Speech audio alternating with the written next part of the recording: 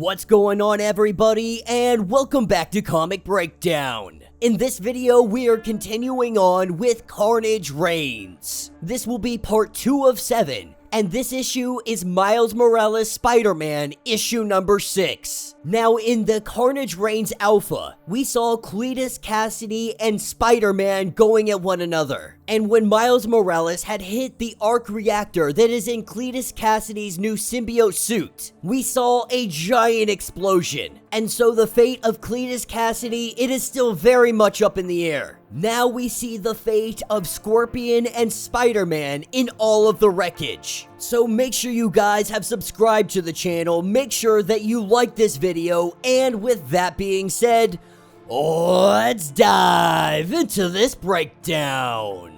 Alright gang, so as we dive into this issue, we are picking up with Spider-Man and Scorpion. The two of them finding themselves underneath all the rubble of this building that has fallen, with Spider-Man asking Scorpion if they're good. Scorpion is still being kind of a bully. He's being mean. The truth is, Scorpion doesn't like Spider-Man, regardless of them helping each other out fighting CLETUS Kasady. While the two of them argue over the events that had just transpired, that's when the building, it begins to fall even more. Support beams falling, water coming in. This is an absolute catastrophe. But Spider-Man jumping into action, he saves Scorpion yet again, with Scorpion grabbing Spider-Man and kinda throwing him around for a minute. He's telling him to just consider this square, consider us even. But now the two of them must figure out a way to get out of here. But while they discuss their options, we see the tension between them.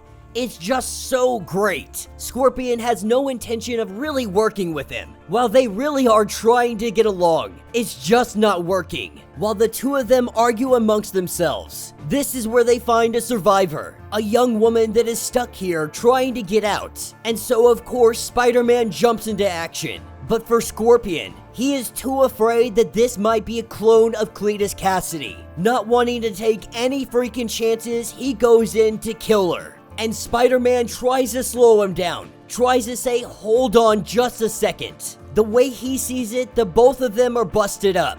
Both of them are in really rough shape. There would be no real reason for CLETUS to hide himself. He is suspecting that that explosion took just as much out of him as it did them. And so, at least for now, he's temporarily agreeing with Spider-Man. As they begin to find their way out of here, they find yet another individual that is in the need of rescuing. As they are working their way to the surface, they see that a water main has busted. It is filling this place full of water. It's only going to be a matter of time before they find themselves completely submerged, that all of them are going to drown. And so Spider-Man gets an idea to break the support beams, let all the water in, hoping that this may be able to lead them to the exit, that the water will inevitably lead them back up to the surface. And it works exactly as Spider-Man had hoped, the water shooting them up to the surface. We see all four of them land up top, but Spider-Man, he's not met with praise. In fact, they are more than ready to arrest Spider-Man, throwing some cuffs on him immediately. This is where Scorpion kinda defends him. Not necessarily defending him, but saying that we could really use him on the team, especially if we have CLETUS Kasady out here. Spider-Man is resourceful, he is powerful, and he can be very useful. But while all this is going on, the man that they had rescued, he was in fact a clone of CLETUS Kasady. The red symbiote covering his body completely. He begins attacking everyone. Using electricity and tasers, our men are quickly able to bring him down to the ground. But that is only because backup has come into play. The new team referred to as the Cape Killers. We have Electro, Taskmaster, and Hightail, all members of this team coming in to take down this Carnage. But in taking it down, they learned that this was only a clone, that CLETUS Kasady isn't even here. And so Spider-Man is given an ultimatum. He can help them take down this symbiote to take down CLETUS Kasady, or he can go to jail. This is where we pick up at the Spire. Miles below New York City, we have CLETUS Kasady. We have Kenneth Neely. Everything that they had just seen was a diversion. CLETUS Kasady was never there. This is how powerful CLETUS Kasady has become. All of those clones, everything that they fought against, it had nothing to do with CLETUS. At least in the physical aspect. They were able to slip away from everybody without even being noticed. But now down here in the Spire, it looks like CLETUS Kasady is going for something bigger. And this whole town is about to remember what it is like to have Carnage's claws around their throat. And that will be the end of this issue. This story will be continued on in Carnage issue number 13. So let me know what you guys think. A relatively quick story, just really a battle more than anything else.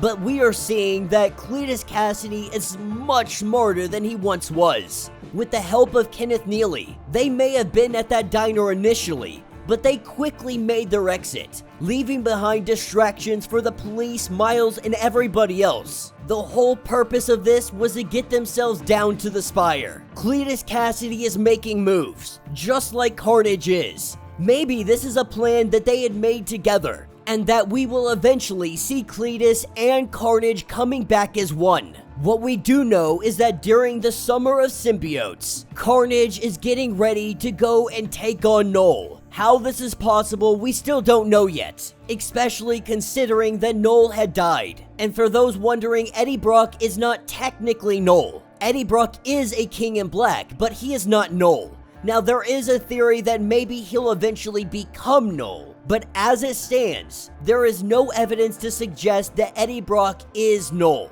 That Eddie Brock is his own entity altogether. But Carnage has also been gathering all kinds of powers. So the plausibility or the capability of being able to move through time, that is not outside the realm of possibility. That Carnage could be going back in time so that he could kill Null himself and take the power of the King in Black for his own. But let me know what you guys think. Let me know your thoughts. Let me know your theories. If you would like to get completely caught up on everything going on with this story, be sure to check out the link in my description as well as the top of this video.